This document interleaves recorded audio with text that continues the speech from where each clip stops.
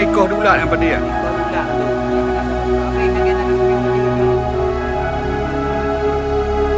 Rohameh pun dia ji. Dari Rohameh sampai Uronyo sekitar 6 reti dan habis tu. Anak ada tu pun jenis ulat nya.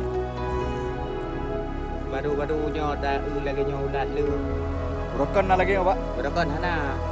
Padik na luah area belang di daerahnya Pak. Desa Kampung Beringin lebih kurang 200 hektar.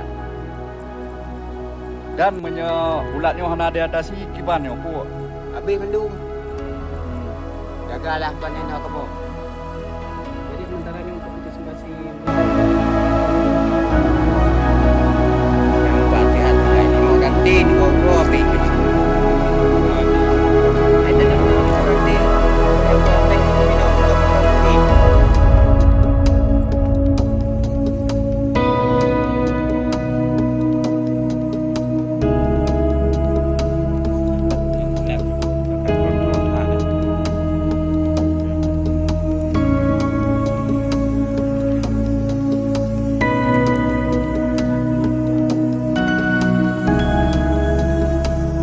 Ya, hari ini kita meninjau lokasi areal persawahan yang sering kita sebut dengan Belang Kumuhang. Ini areal persawahan warga kita yang sudah ditanami padi itu sekian puluh tahun yang lalu.